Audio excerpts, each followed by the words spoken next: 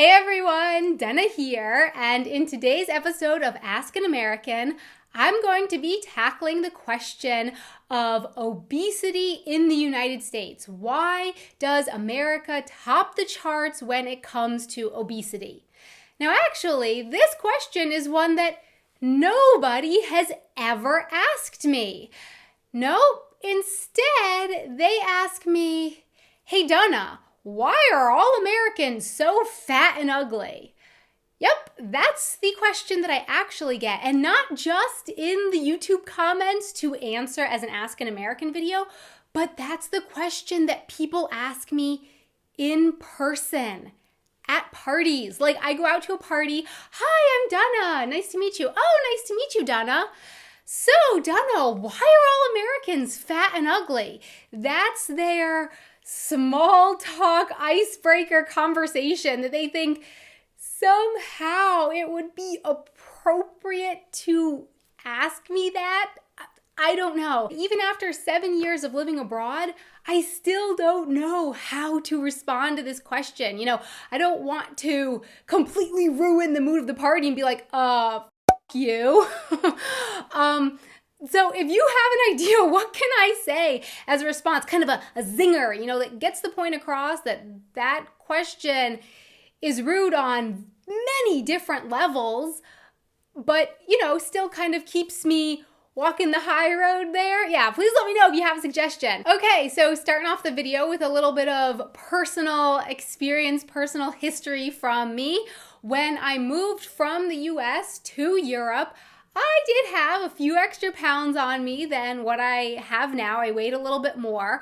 And I can say from personal experience in the US, I wouldn't say that I struggled with my weight, but my weight was constantly fluctuating, going up and down. I would gain weight and then lose weight, gain weight and then lose weight. And a while ago, towards the beginning of the YouTube channel, I made a satirical video about the infomercials, those diet infomercials that you often see, and I'll link to that video that I made down below. But the things that I mentioned in that video do actually have merit. I mean, it's a joke video, but there is definitely some truth behind the jokes. And so today I'm going to be looking in a little bit more detail at some of those things that I mentioned in that video. Starting with free refills. So as I mentioned in that video, in the US, if you order a fountain soda at a restaurant, a Coke, Pepsi, Sprite, it's got free refills. You can drink as much of it as you want. You paid, I don't know, maybe $3 for it, and you can just slurp away the entire meal.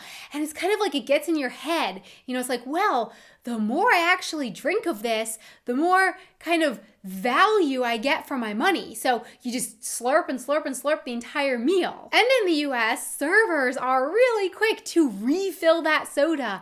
In general, it's a sign of a good server if you don't even finish your first soda before there's just another one sitting there on the table. So you basically just finish the one and there's already another soda. You don't have to go a second during your meal without having a soda right there to slurp down. And then also at restaurants, you've got that free bread on the table. In the US, it is super common. You come into a restaurant and on the table, you've got a basket of bread. And you know what happens when you finish that basket of bread? Poof! It gets refilled. As many times as you want, usually. At a lot of Mexican restaurants, instead of bread, you have tortilla chips.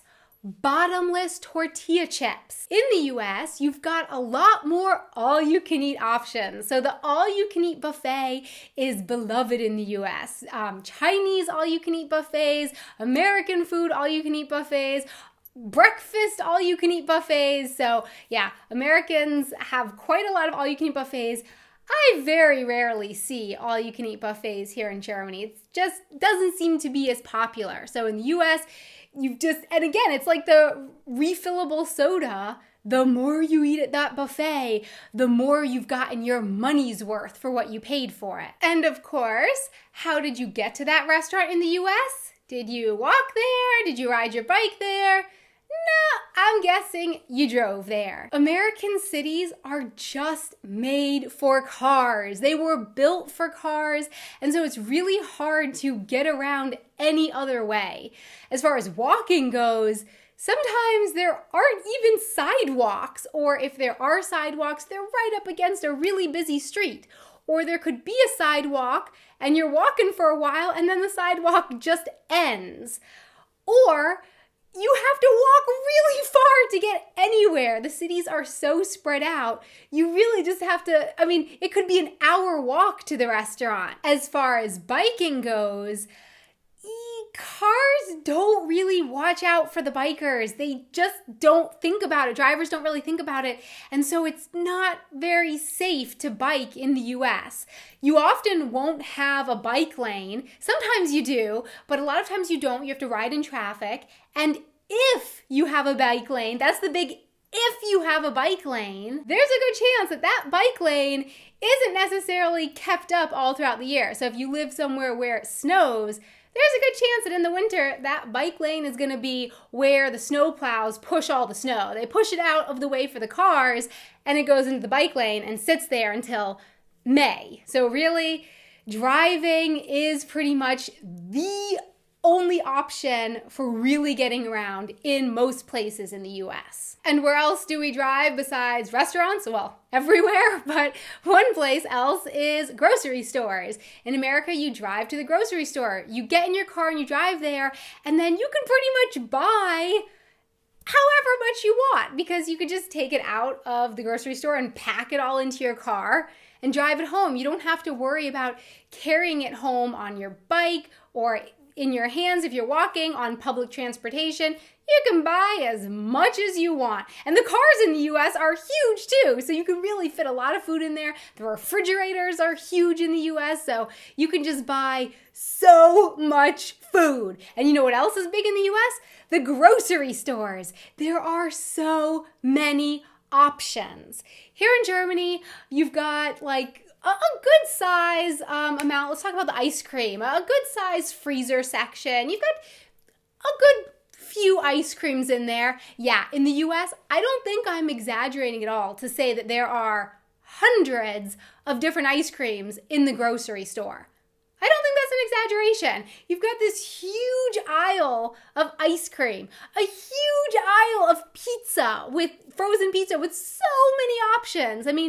In Germany, I look at the ice cream like, well, okay, I kind of like this one. In the US, there is something for everyone to love. There's so many options. There's got to be something there that you love. And because of all the options, I kind of want to try them all, I need the mint chocolate chip, and I need the coffee, and I need the cookie dough, and I want to try all the different options. It just gets really exciting. There's too many different things that I want to try. Okay, while we're on ice cream, I mentioned this in the Magical European Diet video. Amount of ice cream that you get if you go out to buy an ice cream in a cone. So in the US, if you get an ice cream in a cone, you ask for 1 scoop, you're actually going to get a lot more ice cream than you do here in Germany. So in America, they take the cone and they take a bunch of ice cream and they press it down into the cone first until there's like a little bump sort of on the top of the cone. And then they take the ice cream scooper and really dig it through the ice cream a few times to make a big ball. And then they put that big ball on the top of the already filled ice cream cone. And that, my friends, is 1 scoop of ice cream. In Germany, you go out to get ice cream, you ask for a 1 scoop cone, they're going to take the cone, they're going to take the ice cream scooper, and they're going to run it 1 time through the ice cream and plop that on top. You're going to get a scoop, maybe that big. And that is in Germany, your 1 scoop of ice cream. They take it very literally. It is literally 1 scoop of ice cream. So in general, you have bigger portions in the US. Yes, I can think right off the top of my head of some things that come in large sizes in Germany. You've got those 1-liter Mass beers that they serve here in Bavaria, and those pretzels bigger than your head.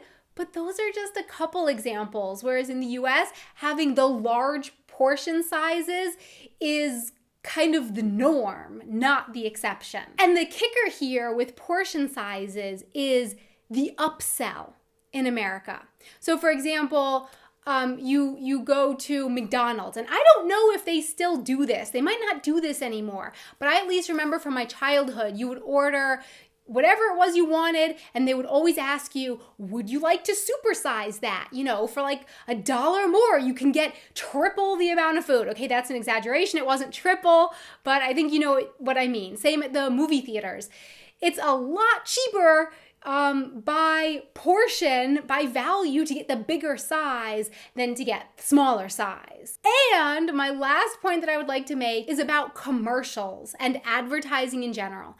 In the US, things are really sold to you. Here in Germany, yes, there are ads, there are commercials, but I just don't find it quite the same. In the US, the restaurants often have commercials advertising this glistening, beautiful food, a basket of wings, advertising Friday nights at whatever restaurant, all you can eat wings for $9.99, dessert for free if you order at least 2 baskets, at least 2 portions of all you can eat wings, or there's always going on some sort of buy one, get one free, buy 1 portion of all you can eat wings and get the second portion free. And you know, they're really shimmering those delicious, glistening buffalo wings right in your face on the TV screen. And I feel like often in Germany, restaurants kind of let you come to them.